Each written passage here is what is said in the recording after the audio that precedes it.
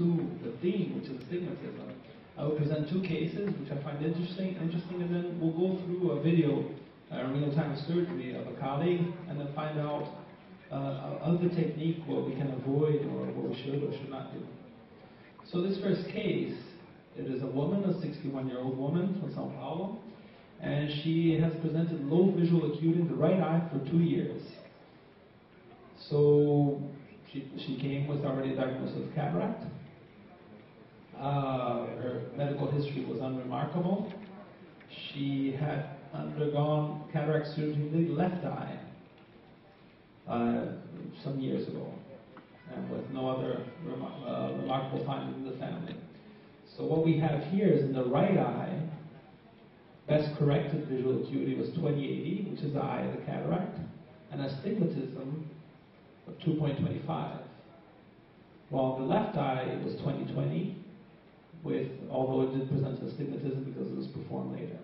So she was pseudophakic, she had cataract in the other eye, no other important diagnosis. And here we have the topography, which is where she presents an astigmatism about 2.70 on the cornea. So always remember the cornea. So she underwent phacoemulsification, and she used a single piece, foldable toric intraocular lens. And it was uneventful. There was nothing happened during the surgery. However, after the surgery, she did present a visual acuity of 20/20, but astigmatism, a refractional astigmatism of 0.75 and 3 cylindrical diopters, 3 diopters astigmatism at 5 degrees. So I would like to hear your opinions on it. How would you like to? So wrapping this up, she had an astigmatism before the surgery, and we operated on her with a toric IOL, but however astigmatism was higher. Šta mislite, znači šta pitao, znači ne morate biti hirurg, ako se očevo stavite i ne dobijete rezultat kako slučaj hirurg, šta može da bude, šta vam prvo pada? Nije dobro s očevo, može bude pogrešno s očevo. So that maybe it's a wrong IOL. Could be like a wrong calculation maybe. Šta još mislite?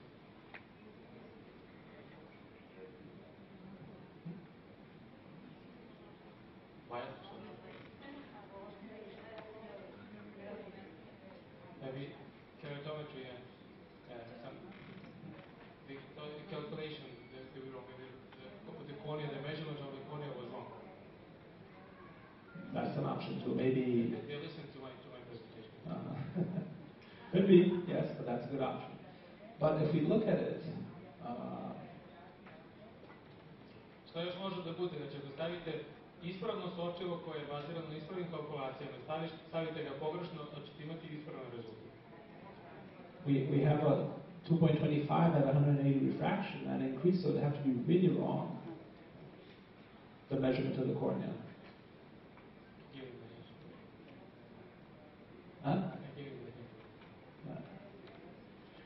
Znači, pogledajte ovdje što se tiče topografije. Znači, tamo je 2,7 dioptrija astigmatizma gore i ovdje imate, znači, to se slaže, to je ispravna tomografija, ispravna vrednost. It's a right measurement with the correct IOL choice. So it could be a wrong calculation. That makes sense, right? The wrong IOL, and keratometry seems to be well captured. They already said it could be wrongly. They already said it could be wrongly put. Yes, and also yes, I didn't catch that. Also wrongly put, and that's exactly what happened. So this intraocular lens. And that's why I think it's so important to always keep this image in mind when indicating the intraocular lens. Always have to have the image in mind. Because this isn't my case, but this was the case of the first protocol of the toric IOL, a very experienced surgeon, and he did implant it the wrong way. I have implanted one intraocular lens, not even one of my first cases, but I did implant one on the other axis. And so one must, as you were saying, standardize the approach, standardize the procedure, because it is a human factor that must be eliminated. So here we see, so from that topography, the lens should be put at 90 degrees. But we see that the markings here at 180. So that's why it actually increased astigmatism. So we have the hypothesis, which all of you got, which all of you got correctly. And here, once again, we can't repeat this enough. So that's why I also place the incision always at where I'm going to place the lens. I think it is one extra factor that will reduce the chances of this sort of error to occur. So if you standardize incision, in this case, the surgeon, his surgery is always done temporally. So this could have been a factor of putting it in the wrong place. But this was a whole chain of mistakes. So as management, we could still use contact lens or spectacle, relaxing. These are just options that could be available, but we chose to rotate the toric IOL, and that happened without. And if you intervene in the first weeks with these lenses, and there still hasn't been time for capsular fibrosis, so the rotation occurs with relative ease. Of course, we always want to avoid this type of situation, but it is very important that we see how the orientation should be of the lens with the topography. But it is extremely important that the patient is aware that reinterventions might occur with any kind of lens. When I deal with a patient that has astigmatism and tell them that there are options to correct astigmatism with surgery, I tell them I don't promise them perfection. And what we strive to attain here is a reduction, but there's always a chance of reintervention, either in an operating room or with LASIK surgery or another sort, because we saw in the class that there are several variables that might interfere. So we always have to lower the expectations of the patient so we can have a better recovery. This will be a quick case now. It's a different case. It's a 65-year-old female, and she said she had keratoconus.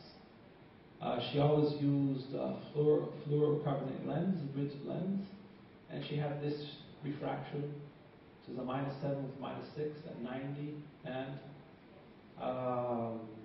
20/80, 20/60 with cataract in both her eyes. Now the topography was this image. So this isn't the surgery that I'll show the next case. I'd just like to discuss toric and intraocular lenses in different cases.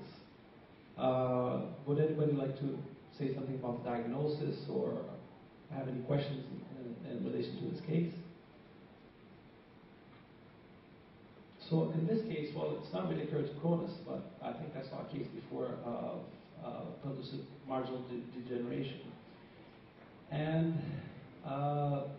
we have to be very careful.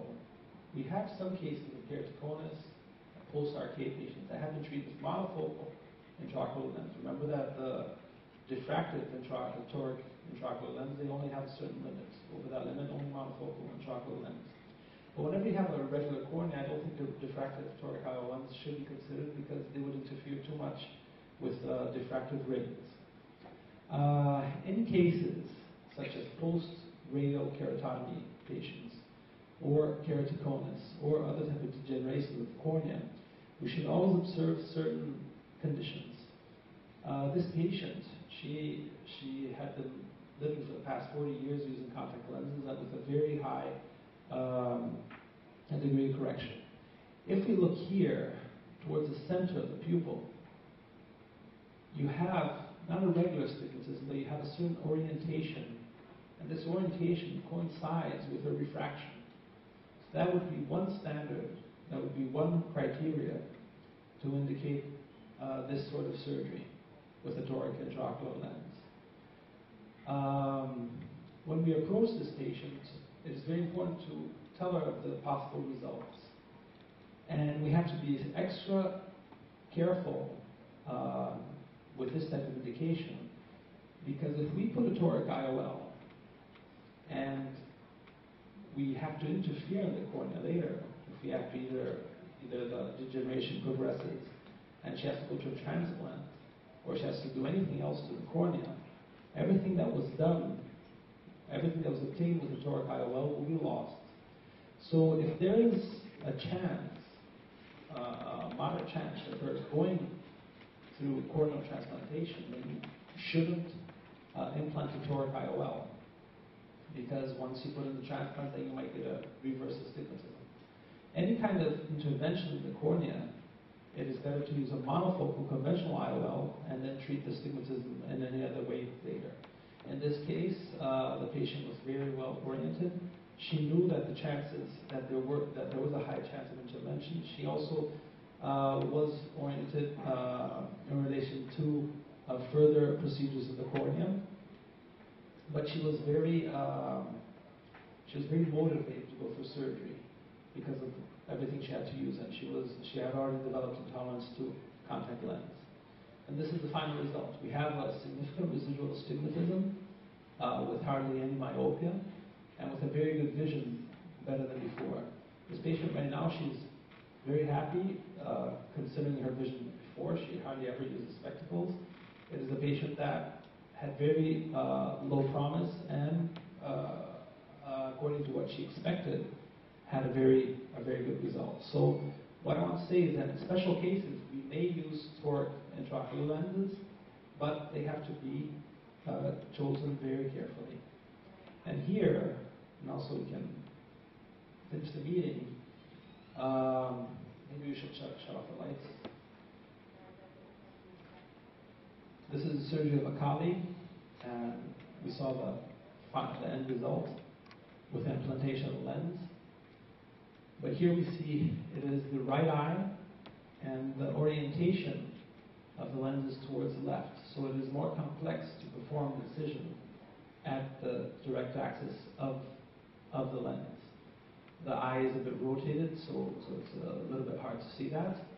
The marking, we can see that the marking wasn't done very perfectly. We can see that it was well marked up here, but we can see that there was an attempt to make a better marking in one direction, and I would say this is a failed marking in the other direction. So it would be a point of confusion. With any example of markers that I showed, I've seen several displacements in the markings. Either to the right, I've seen markings that were, usually it's not the surgeon that does it, but somebody who's outside. I've seen markings placed on this part of the cornea, markings placed on this side of the cornea. One way we choose to try to overcome limitations of the marking, I have found that the pinguecula here is a good guide for the 180 degree. I found that maybe, I don't know if you agree, Mirko, but maybe the upper side of the pinguecula I've seen usually coincides with the 180 mark. So this can be used to remake the markings during the surgery. Here after the incision, we can see it being done here uneventfully. It is a grade 1 nucleus, it's softer, it's not that dense. He usually performs hydrodissection because you have the whole protection of the epinucleus during the surgery. And we're going to see this in real time, so you can see changes to equipment and all that, but this case won't have anything worse happening. So since it's a soft nucleus, he performs what we call similar to a frying pan here in the middle, where he aspirates the epinucleus in order to help conquer the nucleus. And the nucleus itself will be essentially aspirated. There's an overlay here with the ultrasound. We can see that the nucleus has gone, practically the whole nucleus has already been aspirated into the ultrasound handpiece. So right now he captures the epinucleus by aspirating the anterior, aspirating anteriorly, trying to grab as much cortex as possible. And this I agree, although it is an extra step in surgery, I always leave the epinucleus because I do feel that it offers more protection during surgery. So here's the final aspect after the whole nucleus has gone. Now we proceed to aspiration of the cortex. And we'll see if all the human factors outside the operating room aren't working fine, but they are working fine today, this day. And so we'll see also that the cortex is being mobilized without much difficulty. I find that this handpiece with this 45-degree helps a lot in aspirating, especially the subincisional cortex. So here we see essentially uneventful. And here now begins the real surgery. So before we were extremely concerned with the surgery itself, but now this is the most important part of the surgery, considering the objectives that we placed here. So the lens was already set up. We use a Royale injector. And then the markings, which are on the lens, using the same direction of incision, to make things easier, they should be placed towards the right. Here, I haven't seen them yet, the markings would be here. Ideally, it would be better to place them here, because then, with aspiration of the visco, the lens will slowly rotate to this position. If a situation happens in which the lens passes the markings, passes the position that would have to stay, then the ideal procedure would be to once again go in with viscoelastic and then rotate the whole lens to a position closer to its final position.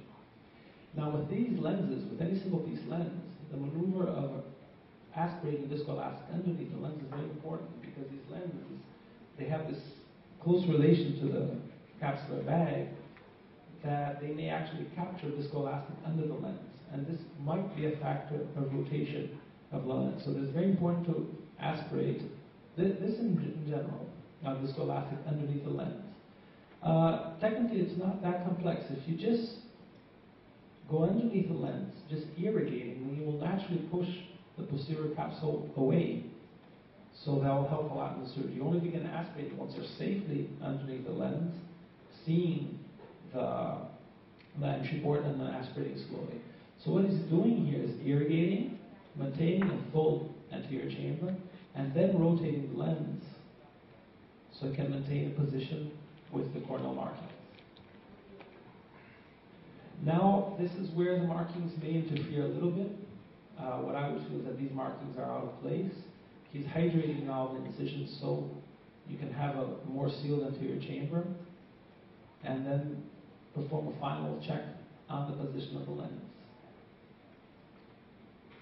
Sometimes you just have to push and pull horizontally or vertically according to the angle that you're in the eye, so you can reposition the lens until it has reached a satisfactory position.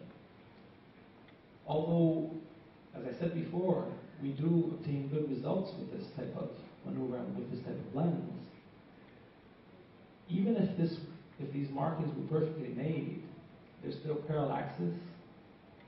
I would guess there's a good 3 degrees of this type of marking of possible error. So with the conventional methods of marking, I still feel very limited in the implantation of the lens. I still feel that an overlay on an eye tracking system might provide us with better results. This is the final part of the surgery. We've been using moxifloxacin as an intracameral antibiotic. It's hard. It's very hard to show data of this type of maneuver, but we've been 1 year now of performing injections of antibiotics, and in this year, the rate of endophthalmitis has fallen to 0 compared to 2 to every 2,000 cases that we used to have before. So this has become standard. Here we see the marking. Oops. Let's go back to the end here. Right at the end, huh?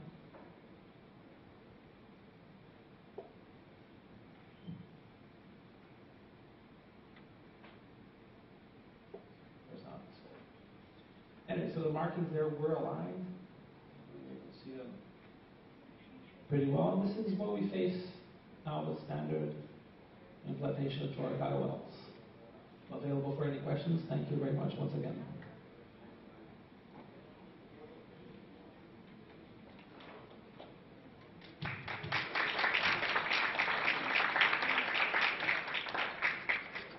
Nekih pitanja? Ove najuporniji su ostali do kraja, pa nešto pitati. Imam ja da pitam nešto dok ste vi slušali. Komentari, I have something to ask. You commented, translate? Onda ću da pitam, I will say this. U ovom slučaju za torične sočeve je izuzetno važno kako će se postaviti u kapsularnom, in the capsular bag. U ovom primjeru što se pokazao, kapsula Rexa nije bila idealna. Kad smo stavili sočevo na kraju, kad smo ga repozicionirali, pa pre nego što je bila hidratacija rane, sočevo je tiltovalo malo. Slightly tilted between upper right after, if you can put it back. After you put it back. Da li je ova Rexa ovakva idealna za ovu vrstu sočeva? Znači ovdje ona praktično dolazi do same ivice, ovdje ona dolazi ovoliko i pre ovoga kad smo radili hidrataciju rane, onda se sočevo tiltovalo sa strane. A little bit before. Yeah, after that. There you go. Već ga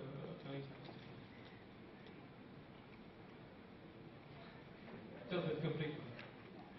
Anyway, the question is about the quality of capsular Rexes, and whether in this case the advantage of lenses, 5-second capsular Rexes would be more suitable, more predictable than manual capsular Rexes. Yes, by all means. If you look at it in the beginning, let's see here. I think we'll be able to see him performing the Rexes. But this case, and also my case, I think in every surgeon's case, we can see that the Rexes was performed correctly.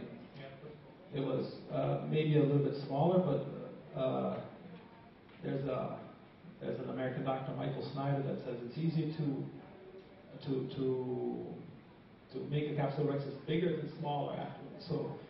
So usually he makes a smaller capsule Rexus, although I think it's an adequate size. But we can see even towards the end, just as you said.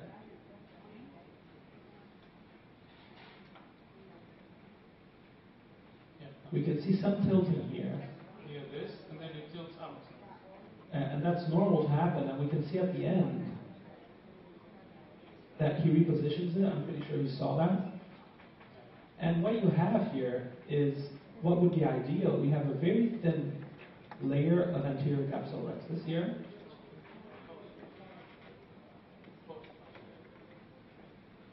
Okay, that's it. So what you have here, well, if you see in the beginning of the surgery, capsule Rexus is perfect. It's perfectly made, a good size and everything. But here towards the end, we can see that we have a larger margin of lens here, or a larger coverage of the anterior capsule, and a very small coverage of the anterior capsule. Now, if we look at it, I can argue and say, sure, this is great, because what's important is that every margin of the lens is covered, and that is true. But I'm sure that right now, this must have been about 3 months ago, if I dilate the patient, I will see that the anterior capsule and the posterior capsule here will have very probably fused. I don't believe that these two lamellas will be separate. I don't believe that this will be still over the lens. Ideally, we would have to have about smaller margin of coverage here and a larger one here. It would have to be very, I would say, well, the distance would have to be similar. It would have to be a 1 millimeter, let's be academic here, 1 millimeter coverage over the whole lens, and that's not what's happening here. However, with the manual capsulorhexis, I think it's nearly impossible to obtain this result, this ideal result in every single case. Why? Because I consider this a perfect capsulorhexis. We can only see that this is not a perfect capsulorhexis after the surgery or when it's too late. So I think that would be the main advantage of having femtosecond intralase, performing the capsulorhexis or something, an automated capsulorhexis. I know it may seem like overkill, like too much, maybe, but if you come to think, this is a very experienced surgeon, years of thousands of surgeries he's performed, and as I said in the beginning, a perfect capsulorhexis. It's imperfect once we see the end of it. But to think that somebody who has never performed a surgery, or somebody, or a first-year resident who has performed about 10 surgeries, can do an absolutely perfect capsulorhexis with a piece of equipment, that's something that's worth looking forward to.